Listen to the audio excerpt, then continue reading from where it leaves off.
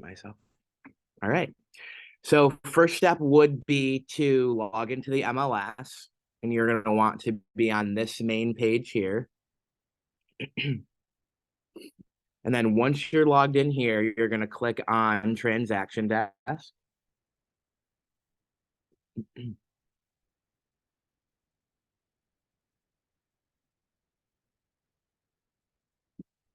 And then once you're in Transaction Desk, your dashboard should pop up something like this. It might be a little bit different, depending on if you like moved your little tabs around or whatnot. But what you're going to do is you're going to look on the left-hand side of the screen. You're going to go all the way down to this icon here that says templates. And then you're going to click on it. And then you're going to click transaction templates.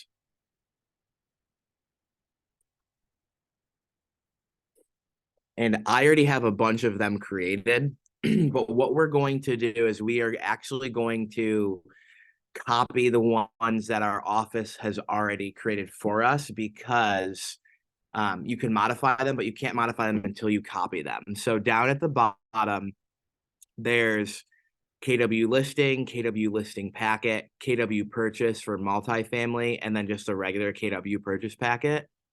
So what you're going to do is the one all the way at the bottom, the KW purchase packet, you're going to click the three dots. It pops up and says menu, and then you're going to click copy.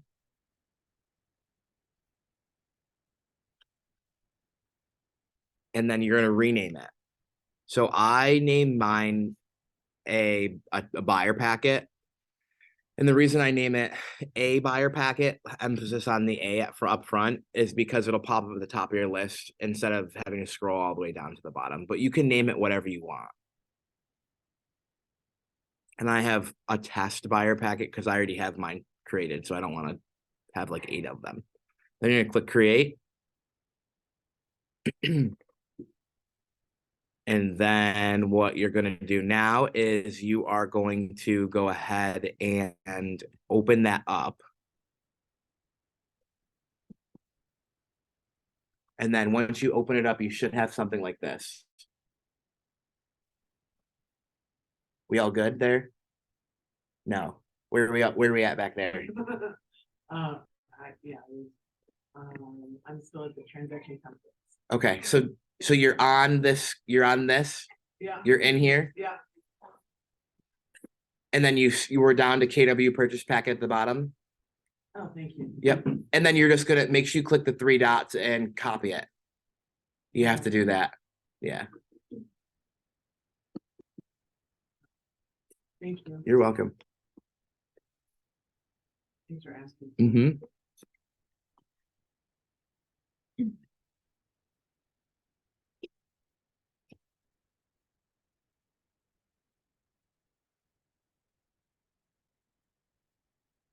And then once I copied it, we're gonna get You're gonna create the name. So did it pop up a screen to create like a new name? oh, okay. Let me see. I'll come check.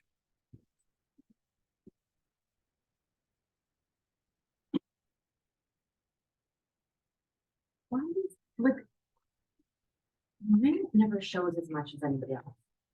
See that? Like you can see your checklist, your contact this. buyer packet. You also One of these just your yes. screen, like I know what you're talking about. I can see exactly. He's got 4 and I've got like 2. Yeah, It might be 4 or the 1. you might be able You to know, I feel like you might.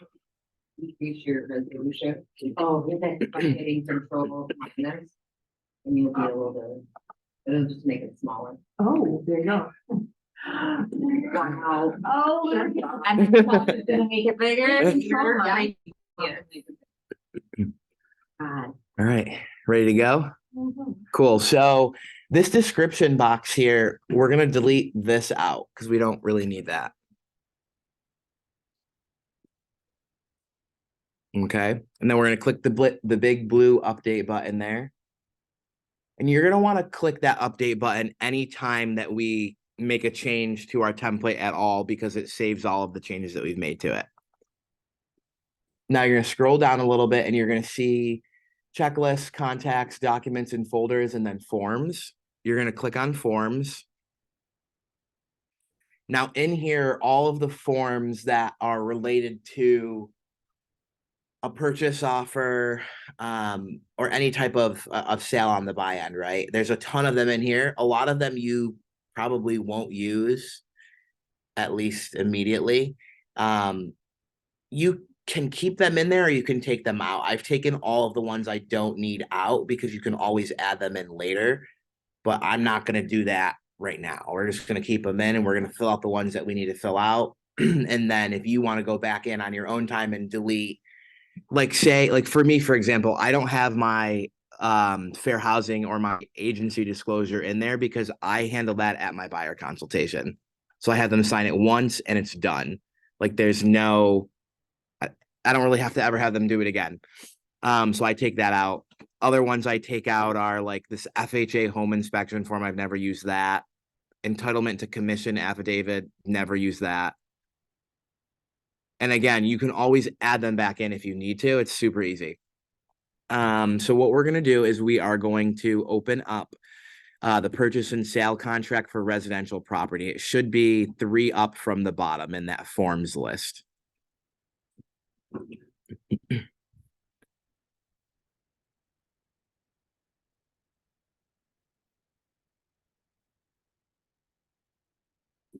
And then what we're going to do is we're going to go through this together and I'm just going to kind of tell you what I pre-fill in, and why I pre-fill it in. And if you decide you want to also pre-fill it in, you can. You don't have to, but it saves you a lot of time when you're writing an offer, like in a pinch, or you want to do it quickly. So basically under the property section, you can't really fill anything in there just because that's going to change from property to property. And then going down to B, other items included in purchase. This is where, this is debatable too. This is where I put washer, dryer, fridge, stove. The reason I put it there is because there's really no need for a personal property agreement for those things. The personal property agreement is actually designed for other stuff like furniture. And there's attorneys that will tell you that's true. There's attorneys that will tell you that's not true. There's agents that'll tell you that's true. There's agents that'll tell you that's not true. But that's where I put all of that information there. Items excluded are, I usually always pre-fill no exclusions.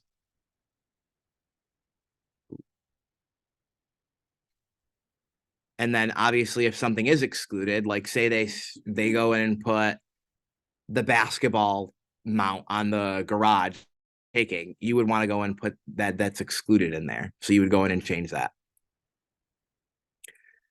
And then this next section here, you're going to want to make sure this box is checked because typically you're going to want to make sure that the heating, plumbing, AC, and electrical systems are all working at closing. However, if for some reason they were like, oh, the furnace doesn't work and it's being sold as is, you need to make sure you mark that in here. So I usually put no exceptions.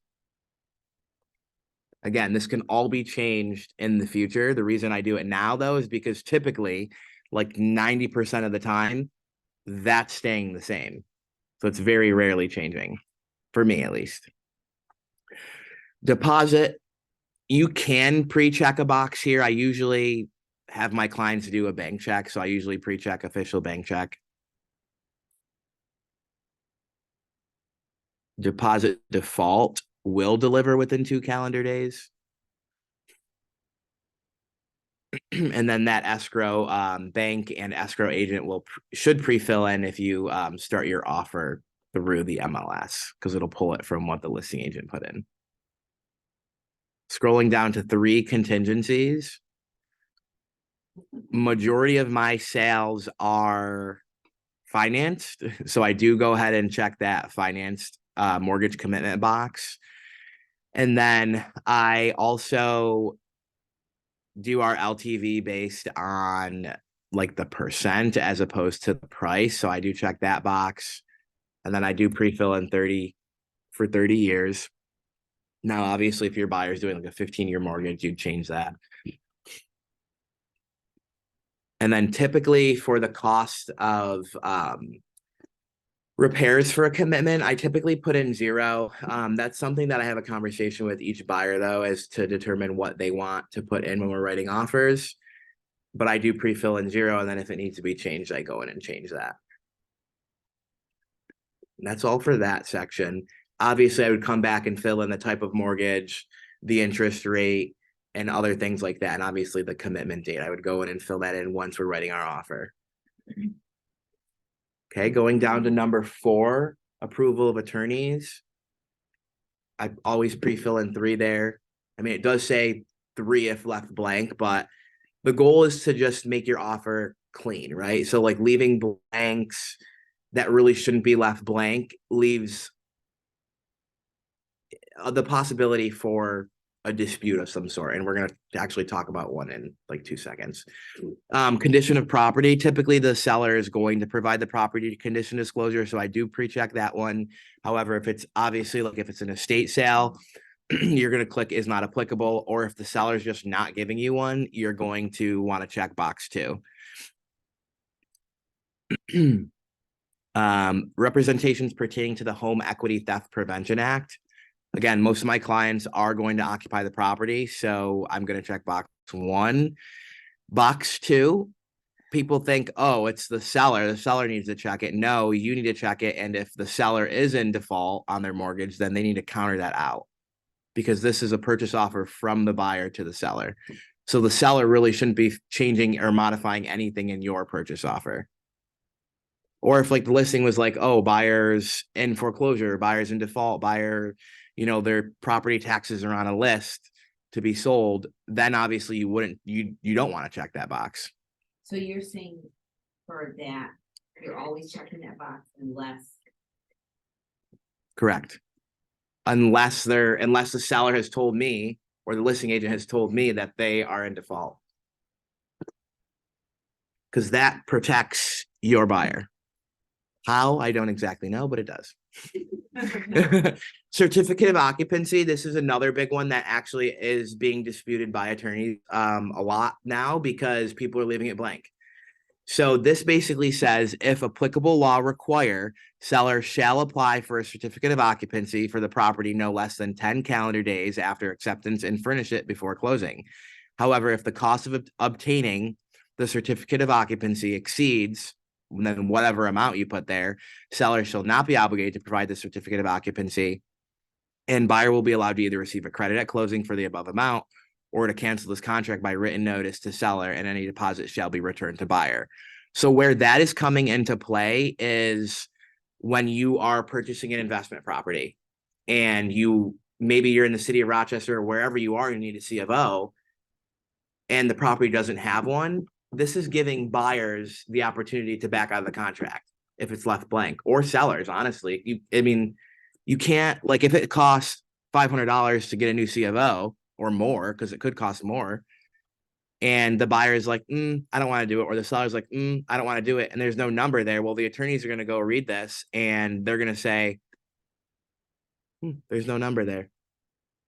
Meaning either party essentially could potentially back out. It's going to be up to the attorneys to decide, right? Like at the end of the day, you can realistically sue anybody for whatever you want, but it's going to come down to case law and judges to decide the case. So that's why you just want to make sure you bulletproof your contracts. Zoning code compliance. We're going to put single family residential. I think some people put other stuff there too. Don't know what, but that's what I do.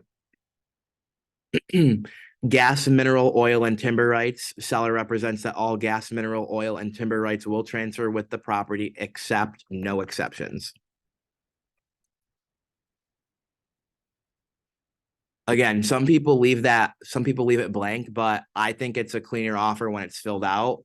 It looks like you know what you're doing and talking about, even if it's something that doesn't really apply and is going to transfer anyways. Services. Seller represents the property is serviced by electric, gas, public sewers, and public water is what I always pre-fill in.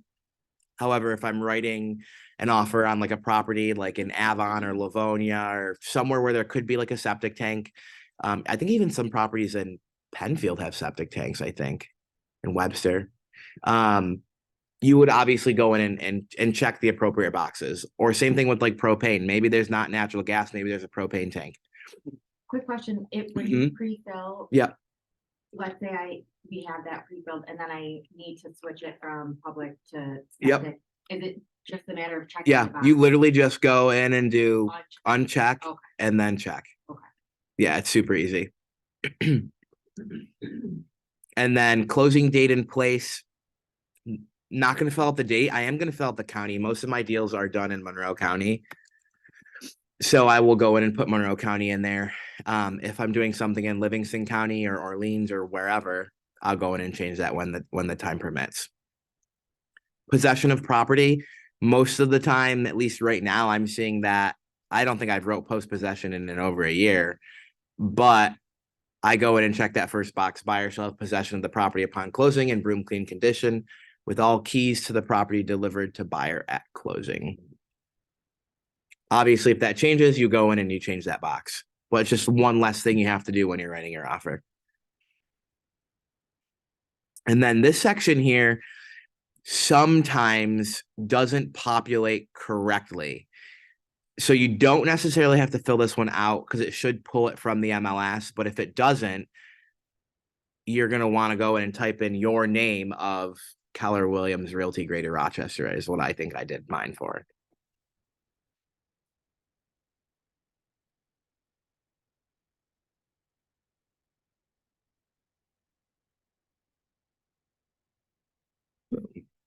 And then just make sure that box is checked too, right next to that. Then we're going to scroll all the way down to the next page, G, addenda.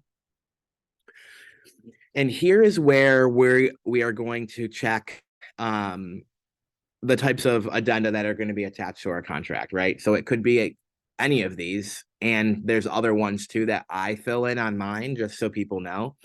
But most of the time, you're probably going to have a lead compliance addendum. You could have all parties agreement if you're working with an FHA or VA buyer.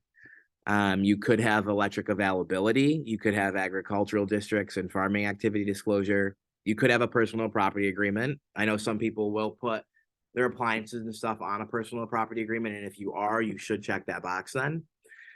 However, I would say get into the habit of no longer doing that if you do, because the contract is changing this year or next year. And you will not be able to put those items on the personal property agreement. And then obviously, as if there's a well or a septic system and you're doing a well or septic system inspection, make sure you go in and check that one as well. So I check lead compliance, and then I also check other, and I do PCD, inspection waiver, and yeah, good call. Escalation.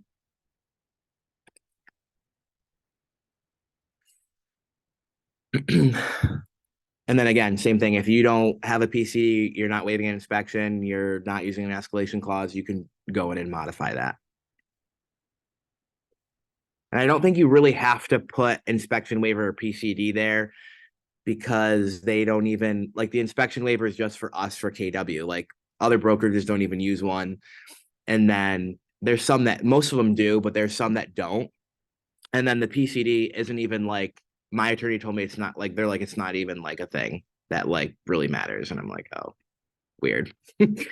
Other terms, this is where you can put clauses. So I typically go in and I put in the right of first refusal. You can or you can't put it in, like, it doesn't really matter. I always throw it in just because I won an offer once because somebody said that they liked that it was in there. And I was like, huh.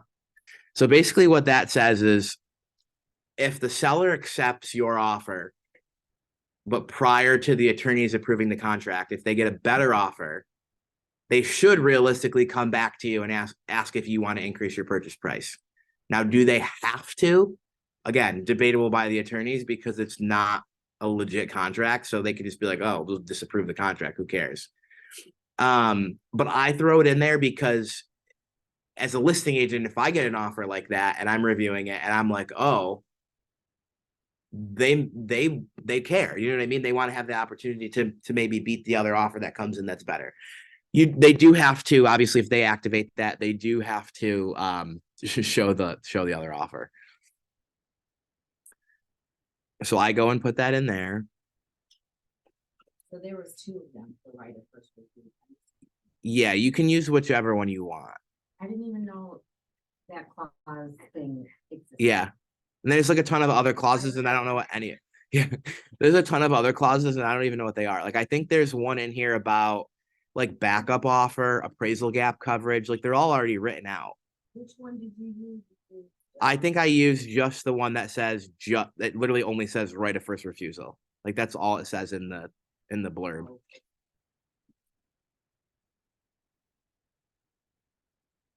Oh, sugar. What did I just do?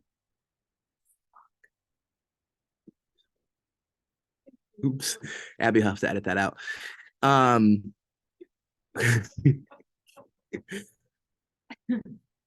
I hope my stuff saved. I think it did. It should be fine. It didn't save. Yes, it did. It did save. Okay, we're good. So back to the next page. Property inspection declined. I check because 99.9% of my offers they're all waiving their inspection. If somebody's getting a home inspection, I go in and obviously uncheck that box, check the right one. So you have to make sure you're being consistent and you're making sure, like, you're double checking your work. But the whole goal of this is just to save you time, because now when you go to write an offer, there's like 4 lines you have to fill out. Okay, so if they want to sign it, you would check it, or you would not check it, because the signature there. That signature is not them signing off on the inspection. That's them signing the offer. That signature. Yeah. The property inspection? Yeah, that has nothing to do with the property. Yeah, I know. But it has nothing to do with the property inspection being declined. Okay. That's them signing and agreeing to the offer. Yeah. That part is right there where it says buyer, right? Yep. Mm-hmm. Yeah. I know. I've been asked that before. Okay. Yeah. It's like No, it's really not. weird. Yeah. Because there's no other place for them to sign. I mean, down here, but that's once they get a counter offer. Mm-hmm. So that's basically them signing for everything. Exactly. Okay. So that's Mm-hmm. And then same thing down on the admin page. Most of this is going to fill out based on the MLS. I again have had an issue in the past with my cell phone number populating in there. Obviously that's probably going to be the easiest way for other agents and attorneys and bank people to contact you, because they're going to go based off the information on the admin page. Make sure you fill out the admin page in full. You want to make sure, obviously, all of our brokerage information is there. You want to make sure your information is there. And you also want to make sure the buyer's attorney's information is there. You also want to make sure your buyer's information is there. Same thing with your seller. The attorneys actually hate it when we don't fill these out properly, because there's something that happens, I guess, after closing, where they have to follow up and mail. They have to send something out. And when they don't have one of the parties' address, then they have to, it's like a whole thing. So just fill it all out. Some people don't like to put it on there because they think like another agent's going to reach out to their client, and like, I mean, they could, but who's going to, like, I wouldn't do that. That's crazy. So just fill all that out, or at least make sure it's filled out before you send the offer to the attorneys. So that way they have everybody's information that they need. I used to be in the really bad habit of not putting my buyer's phone number. I would only put their email. And then I would get an email when they got the offer. How do I, what's their phone number? You know what I mean? So like, that's just another step that I have to do. If I would have just done it off the jump, which you can create contacts in Transaction Desk, and it'll automatically add it in for you. So as long as you do that, you should be good to go. Then we're going to click up top, save and exit.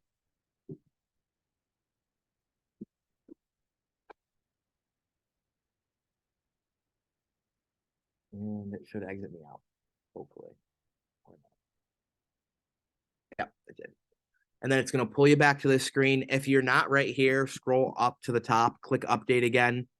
Remember, every time we go back there, we want to click update.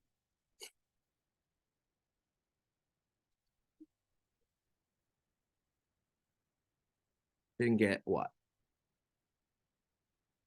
Go all the way to the top. Yeah, your page might be down. It might be. It probably, yeah, it probably is. Turn it a little bit more. I'm thinking, brought me back there, but maybe it's been done again. Yeah, you're on the home. I think you're on the home screen. I know, Yeah. but that's where it brought me. Click. So then click the transaction templates again on the side. And then just go back in and open up the template.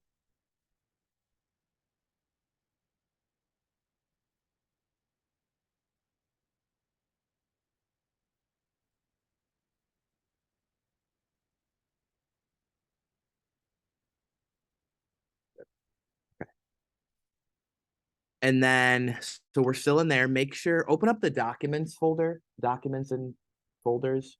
And do you guys have both of these in there? Okay, good.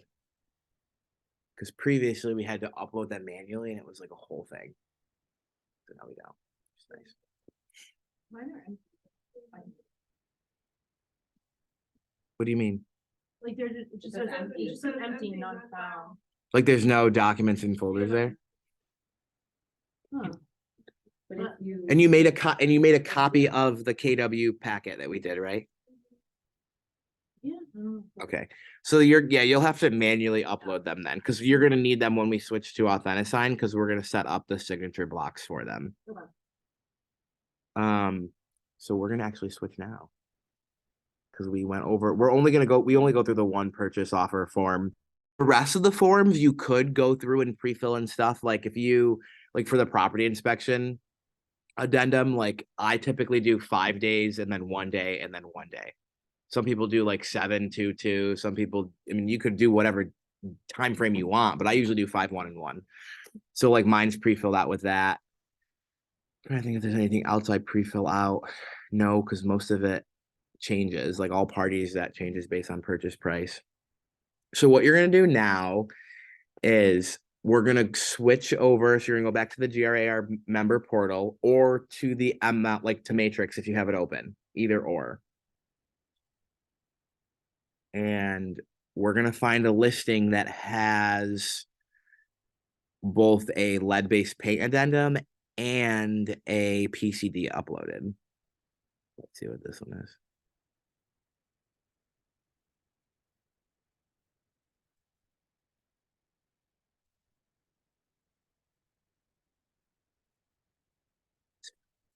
So doesn't that pull it in, like, doesn't that automatically put it in?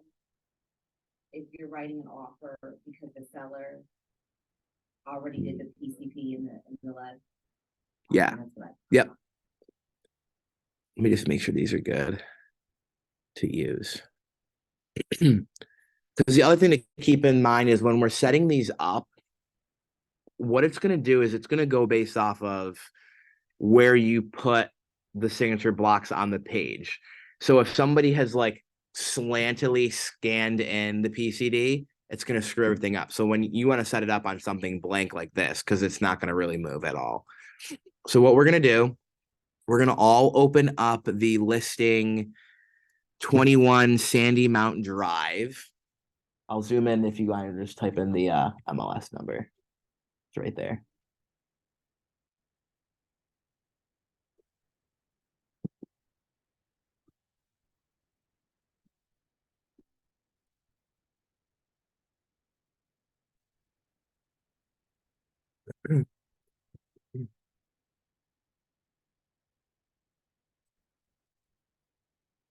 Good to go. All right. And then you guys see this little wolf icon up here, transaction desk. So if you don't know, this is how, there's multiple ways to do it. So I don't want to say this is how. This is the way I start a transaction. I go straight to the MLS, the offer that I'm writing or the property I'm writing on, and I click the wolf icon. It's going to link everything from the MLS to that transaction. It should pull up this screen. And then you know how we just created that template? We're going to select that from our list. And then, oh, I need this one. No, I need this one. And then it's going to add you in. I always use the wizard. I like it. Helps a little bit. What's the wizard? It's basically like the setups. There's like 5 setup steps. It's just like a quicker way to like pre-fill out. It's this right here. Details, purchase price, stuff like that. So like when I write an offer, purchase price, whatever you're starting at, I put there, then I put my deposit in, that I threw, offer date, offer expiration date, because it's going to pull all those dates to the contract, commitment date, closing date. And then the next, So can you just step back? yep. More. It would have automatically pulled you there if you had the use wizard box checked. This guy? Ah. Oh, I see. Yeah, yeah, yeah. I was, And then for the template, use the template that we just created. So you should have named it a buyer packet probably.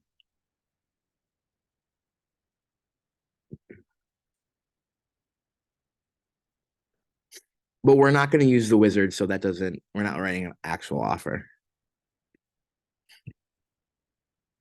But if you want to scroll through to the contacts part, step 3 of 5 in the wizard, this is where I was saying that you could add the contacts.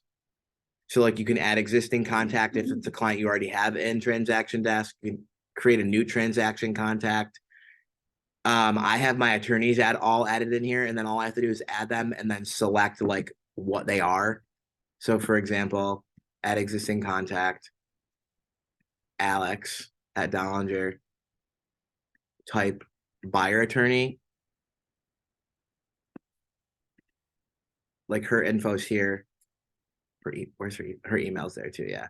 And then save. You don't have to do this part, just watch this part. But then if you go to the purchase and sale contract, it's going to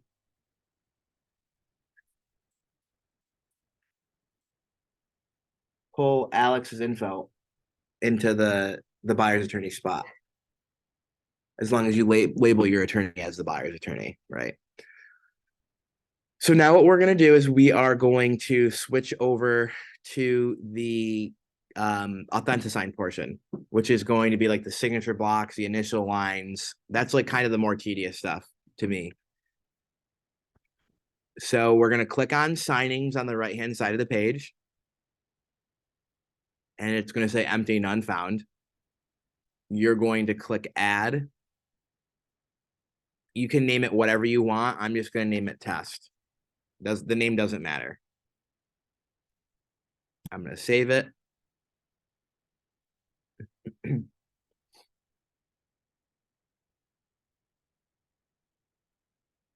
then this should pop up.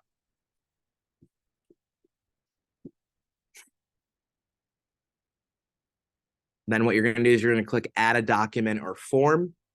Now this my transaction section is going to include all of the documents that you had in your transaction, along with all of the documents that the listing agent has uploaded into the MLS. So if you scroll all the way to the bottom of this list, you're going to see PCD, lead, fair housing, exclusive right to sell attachment, delayed negotiations, agency disclosure, property inspection waiver, because those are all part of ours. So anything at the bottom is going to be part of what the listing agent has uploaded. So we're going to go in and we're going to add PCD all the way at the bottom. We're going to add lead. We're going to add the property inspection waiver. That's up a little bit farther. And then we're going to also add KW Greater Rochester franchise and affiliated business disclosure. Now, again, that's the franchise one is one of the forms that some people take care of at their buyer consultation. I have mine done. Like that's always done, uploaded into Command, so I never have to have them fill it out again. If they decide they want to purchase like a home warranty or something, I will just go in and have them sign a new form and then done. And then that's it for forms that we're going to upload, because all the rest of these are already templated for Authentisign, meaning we don't have to drag any signature lines. The system automatically does it for us for those documents. So now what we're going to do now after we've uploaded those 4 documents, you guys probably don't have those 2, right? No. Yeah, so if you want to go to kwrockresources.com, download them to your computer, and then manually add them. Yeah. So if anybody else doesn't have any of all, if you don't have all 4 of those, like if you don't have the property inspection waiver, the KW franchise, you need to go to kwrockresources.com and then go and manually download them to your computer and then manually upload them. But to manually upload something, you would just click add a document or form again. And then you would do upload/import, and then you would click here. And it's going to it'll pop up your your file locator, and you can upload whatever you need to upload from there. So like I would in an instance, if I was writing an offer, I would upload Erica's pre-qualification letter.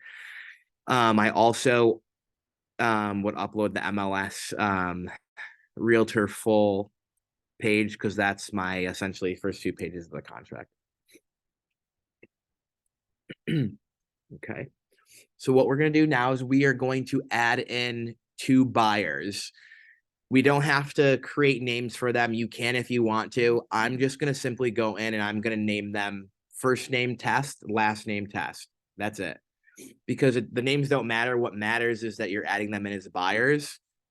Once you have your buyers later and you create them as contacts, you also put them as a buyer, and that's what the system remembers for the layouts.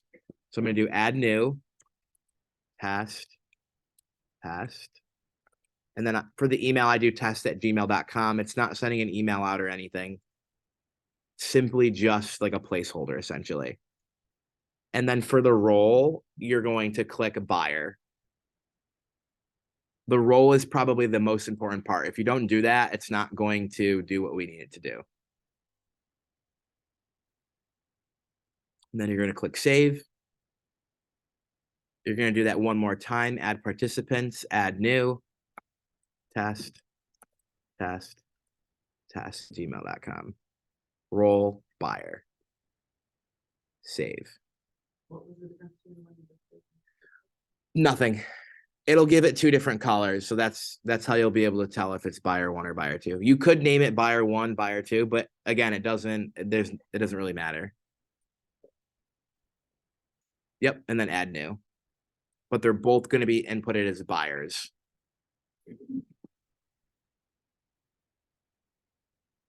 And then you're also going to add yourself. So you can do add from transaction, and then you can do yourself, and that's going to pull you in as the selling agent. Because there will be a couple of spots where you'll need to sign yourself. back to edit participants? Yep. And then just make sure it says that you're the selling agent.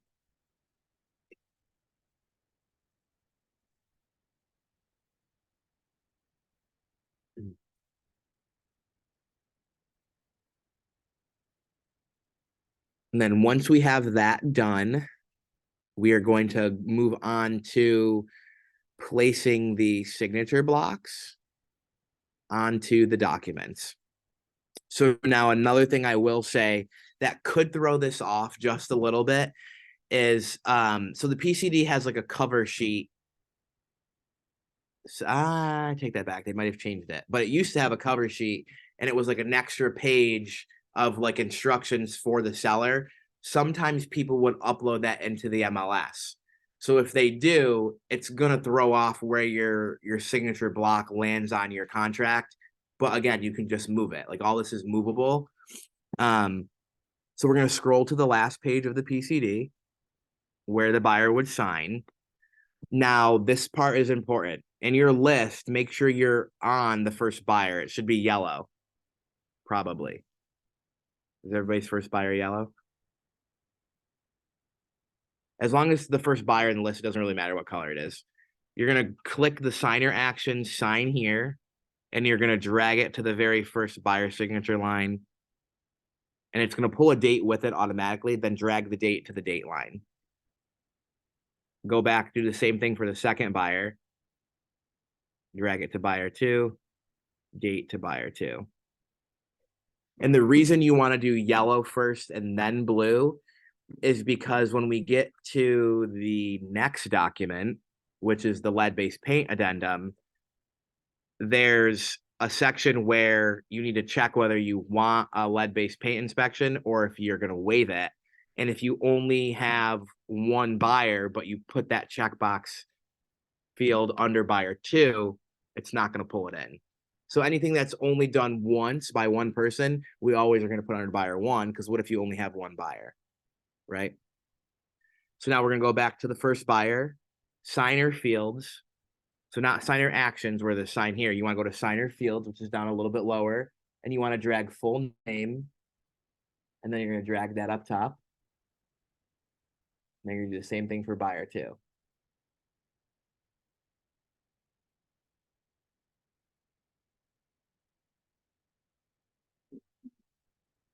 And this person didn't even fill it out. I just noticed that.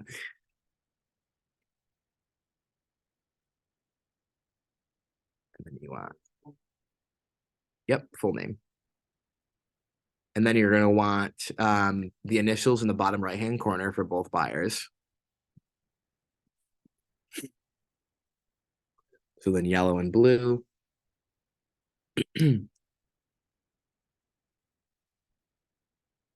So what if you get a seller that doesn't fill it out? What, aren't you supposed to mark a box up there, you don't want to touch it? If you have a seller, you need to tell your seller they need to fill it out.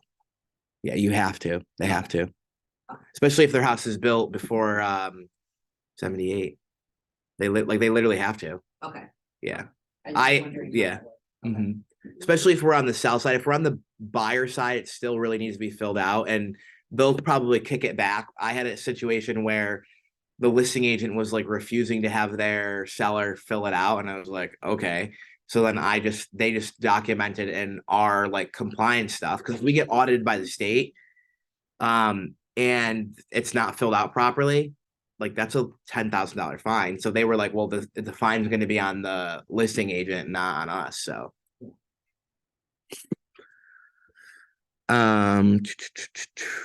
but in an instance like this, though, I would reach out. Like if I was actually writing an offer, I'd reach out to the listing agent and I would say, your seller didn't fill this out. Can you have them fill it out, because it needs to be filled out anyways?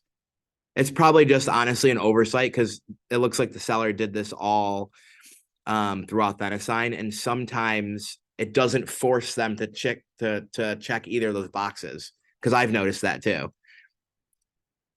And then moving on to the second page of the lead, again, you're going to do the same thing again. Now you want 3 initial boxes. This is another one of those things where it's like box C technically doesn't have to be initialed, because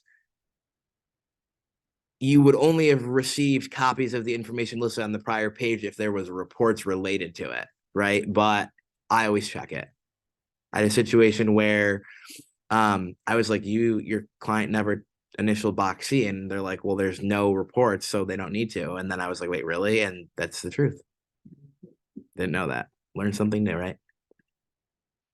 And this is the part where I want to go back to buyer 1 for the checkbox. Most of the time we're waiving our lead-based paint inspections. So I have that there. If my buyer tells me, or if we have a conversation about them wanting one, I go in and I literally move this box right up here, right? And I fill out the rest of that. But most of the time it's right there. Then we want to sign here again, down at the bottom for both buyers.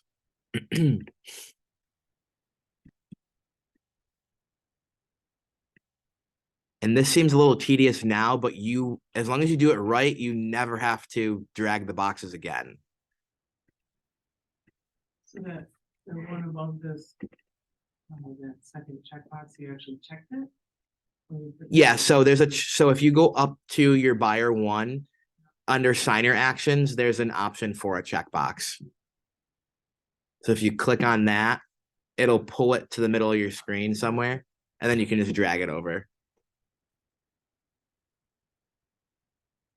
And then we need initials at the bottom right again for both buyers. Boom. Done.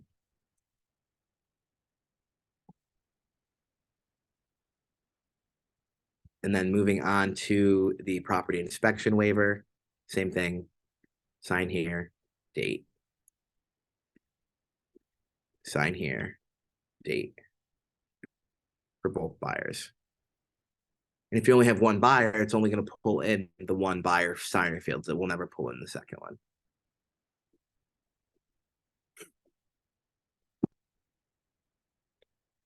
And then this is our franchise disclosure form. This is that one where we were talking about the home warranty where they need to state whether they want one or not.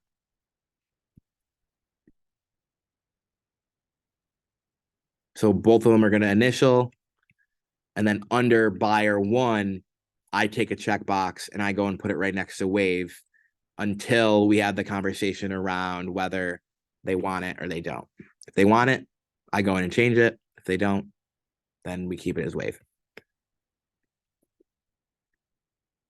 Signature fields under certification.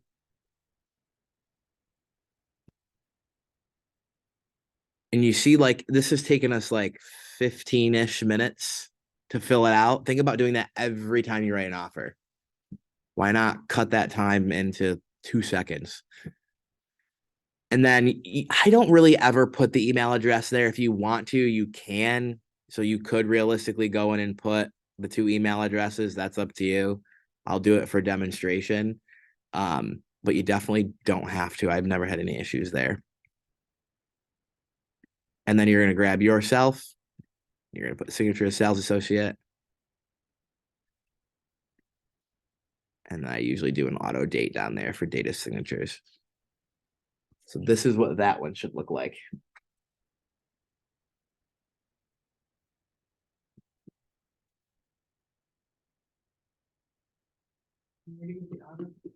Yep, auto date is going to be under signer fields.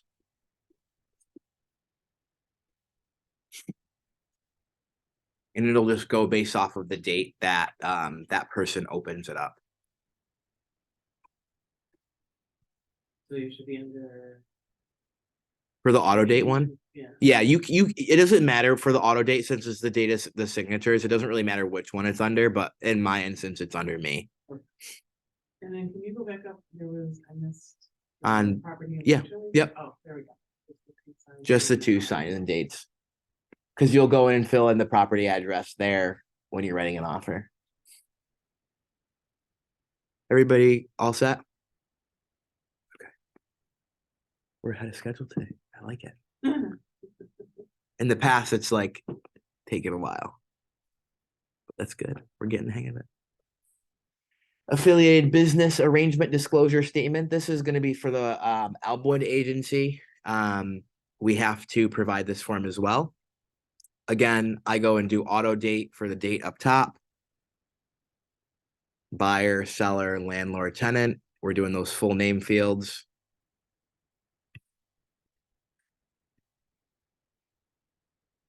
Property address. I actually don't fill out a property address on this one. I actually put to be determined.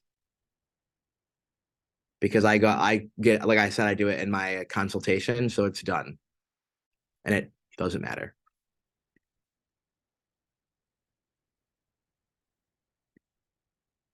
And then signature lines at the bottom.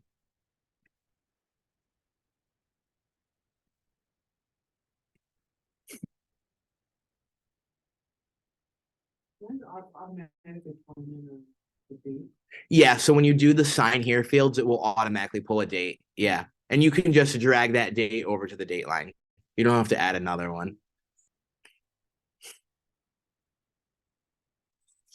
I mean, some people even leave it like right next to like pulls it. And I think that's still technically fine. But I'm like a little OCD, so I like it to be perfect. And then I'll wait a couple of moments just to make sure everybody's good to go, because this is the next most important part after this.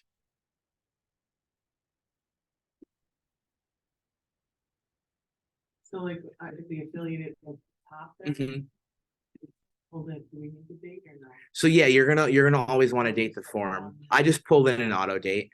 Okay, so I can delete the one. Good to go? All right. So now, again, on the right-hand side of the page, we have layouts right underneath tools. You're going to click layouts. It's going to pop up another little section, layout options. You're going to click on that. You're going to click create layouts. And these are our 4 documents that we have uploaded. They are not named because we haven't named the layouts.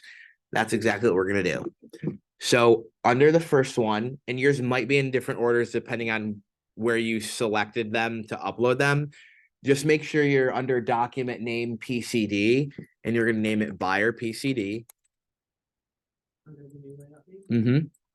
And don't click the create buttons yet. And then moving on to the lead, you're going to do buyer lead.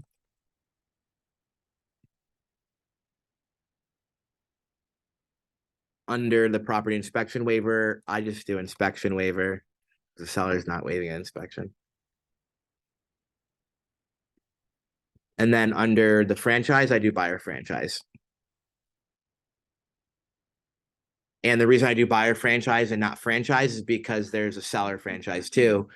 And since we set this up for the buyers, you remember how we selected the role as a buyer? If you do it as a seller, it won't pull it because it's going based off of what we put it in as.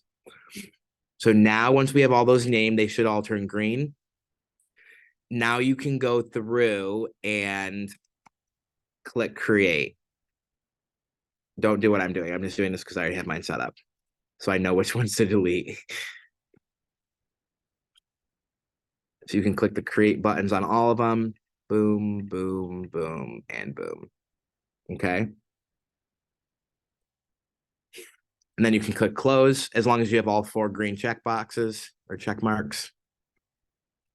Now you're probably like, great, what do I do in the future, right? So let's say that, let me see if it will work. Don't do what I did. Just stay where you are. It might have saved it. Hopefully. It did. I'm just going to do something real quick so I can show you.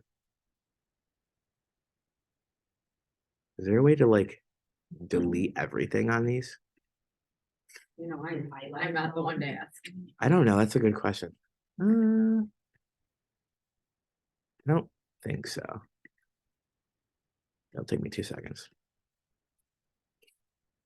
So I want to show you how cool this is. Sick. And I will also say that they do like a more in-depth, like really in-depth class on this, like on Transaction Desk and Authentisign, like in like full-on detail, like tips and tricks, like through GRAR. Like I didn't even know you could download the Transaction Desk app on your phone. That's a thing. You didn't know.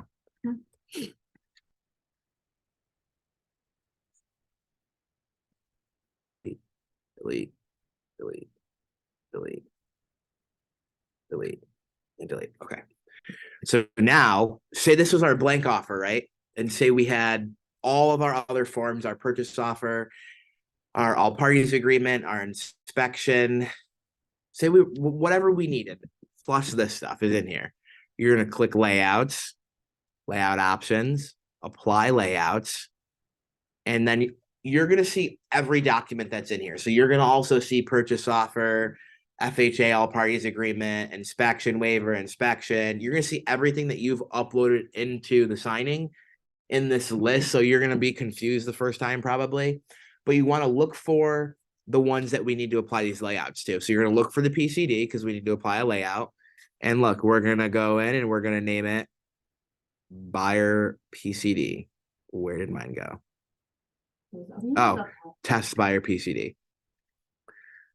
And then test buyer lead. Test buyer.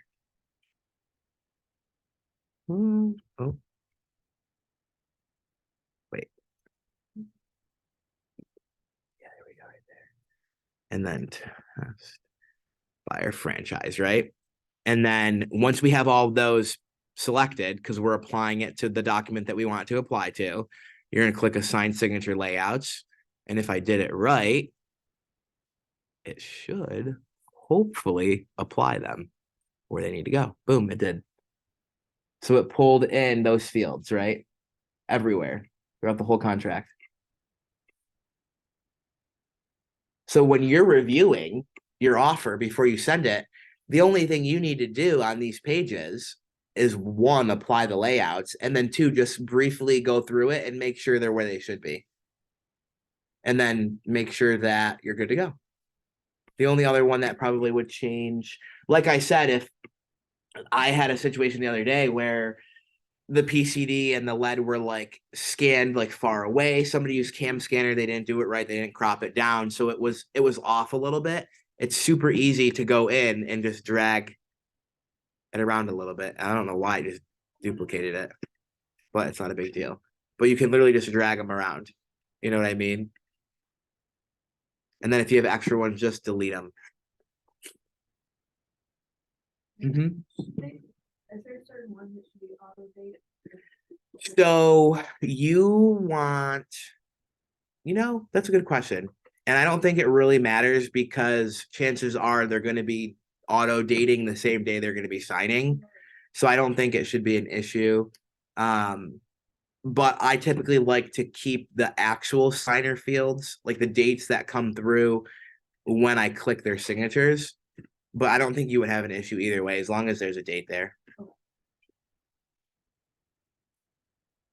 Anybody else? Any questions? We got 30 minutes. We got done early. No? I just have a personal question. Yeah. When you get done. Okay, cool. Where do we find the PCD on the Keller Williams, right? So good question. KW Rock Resources. It should be on here like a blank one, maybe. Let's see. On the whole packet, but either. Oh, like the whole buyer packet. Yeah. No, you should be able to get it individually. It might be under. Yeah, GRAR contracts. Yeah, that's what I was thinking. So if you go to GRAR contracts under the KW Rock Resources tab, and I don't know if they're still hyping up KW Rock Resources, right? Like that's literally anything you need is literally there. Like everything is there. So contracts and forms. And then under addenda, you should have if you guys see, right here, property condition disclosure, residential, New York State. And you would click on it, open it up, and download it. If you needed to have a blank copy of it. Yeah. Yeah, so you can just toss that. That's an easy thing to add. And you don't even have to add in all those other forms. You can add one, like you could go in and create a layout for one form. We just did all four at once because it didn't make sense to do them individually. Right. And then on transaction desk too, like if you ever need to change the template, you literally just go, which you will, you're going to need to change it when the contract changes. You would go into transaction templates, right? So that's what modifies your master template. So if you need to go in, like Vicky and Lindsay need to go in and add in their inspection waiver and their franchises, they would go in and they would go under their template that they created, right? And then they're going to go down to documents and they're going to add it in here, not under forms, because forms are specifically only like our GRAR board forms. Anything that is GRAR created will be under forms. Anything that's KW created will be under documents. Okay, so when you hit that, that's actually literally what I was thinking. Okay, yeah. The buyer packet that I need last time. Yep. Only saves my franchise and my property inspection, right? Yep. So once I hit that, okay, so I'm gonna hit add. Okay. It says drag or drop. Yep. And at the top it has upload a document, a copy from a doc. Where am I? Because I already had a residential form. Yep. But it doesn't matter at this point. I can create another one. Right. So where am I? So you're here, right? You see this? Yes. Do you see these two in here? Yes. That's all. That's all you need in there. That's all I need in that one? Yeah. You could put in, I think we were previously putting in the lead like the affidavit of us explaining the lead to them. Yeah, But you don't need to do that. You can if you want to. okay. But then you would click add document, and you'd have to manually download a copy of that to your computer first. Okay, so my residential form underneath that, Mhm. I have so much in here. Yeah, we all do. Okay, Yeah, you have like 40 Yeah. different things probably, right? yeah. So like if you guys are planning on staying, if you want to go through, I'll tell you right now which ones I would recommend deleting. I want to keep my buyer Yeah. package. So that. So I would keep all parties. Chances are most of us will probably work with FHA buyers at some point, if not majority of us, if we're newer agents. Buyer agency agreement, I would remove that because that's something I get signed in my consultation. So unless you're going to have them sign a new agency or a buyer agency agreement every time you write an offer, you can keep it in there. But I would delete that. So if you're going to delete anything, we're going to go through and we're going to click the bubbles, right? Buyer's notice of conditional removal of contingencies. Keep that one in there. You're welcome. Buyer's notice of conditional removal of contingencies I don't have that. at all.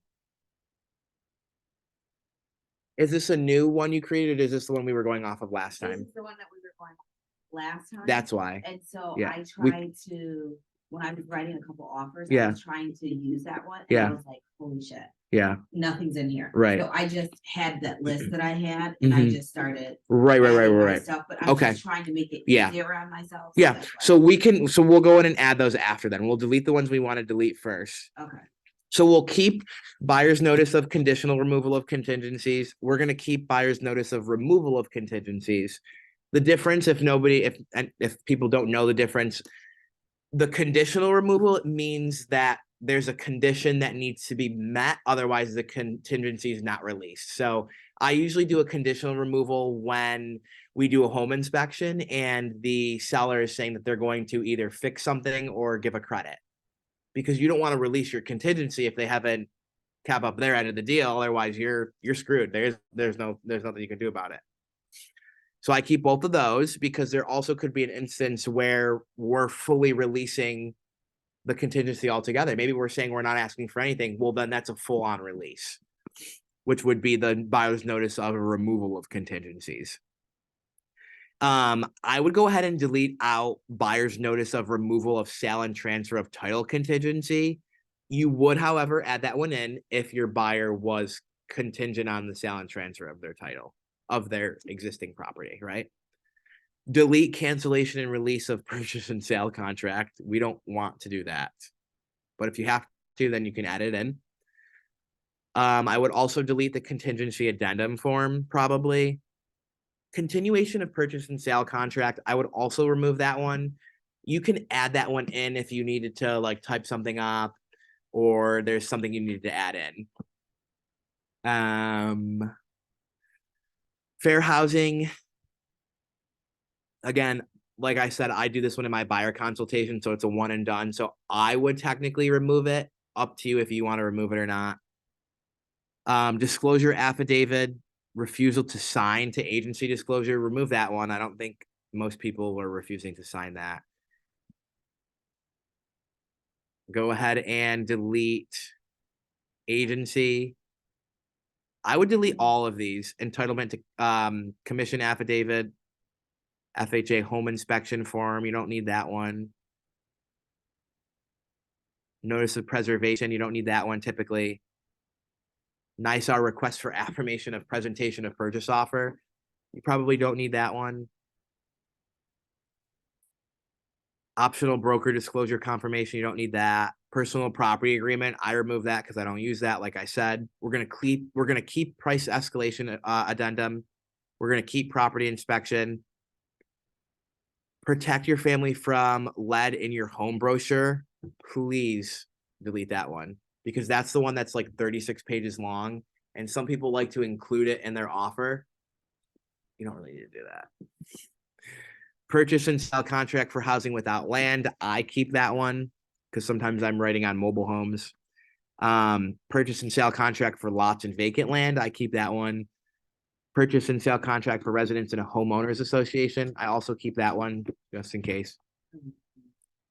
Purchase and sale contract for residential property, sale and transfer of title contingency. You can either keep it or remove it, up to you. And then well and septic system, I would keep in there. So I'm gonna go and delete the ones I'm not gonna use, and then I'm gonna go through the ones that I have in, so anybody that wants to add ones in, you can. Delete. Okay.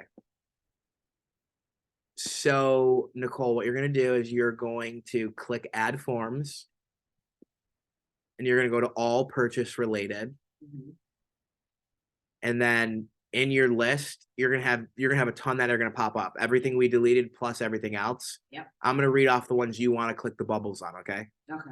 So all parties agreement. Yep. Buyer's notice of conditional removal of contingencies.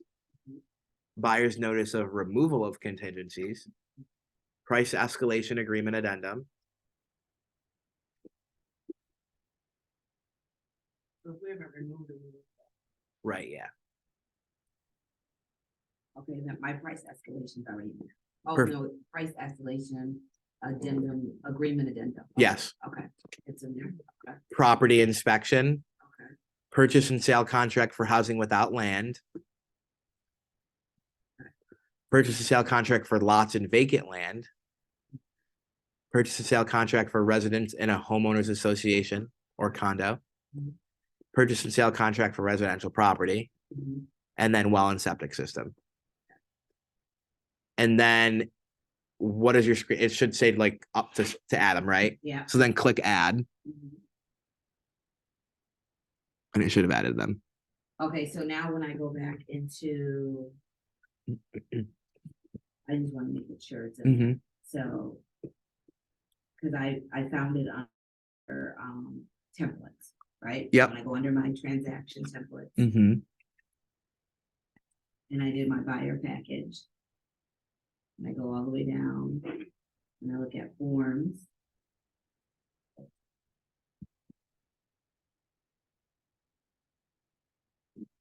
Oh, yeah, maybe. Okay, now I can go back in. Now you can I can exactly. go and add all the stuff that you just did to me. Yep. Hit save, but Mhm. it'll all be in there. So every time I hit because literally. when you were Exactly. doing it, I was like, oh my God, oh my God. Yeah. Oh my God. I wish I was that far along. No, I literally, no, but I think I lost a buyer because I jacked up a form. Do I just click? So let me tell you what happened, and you can tell me if this is wrong or right. Okay,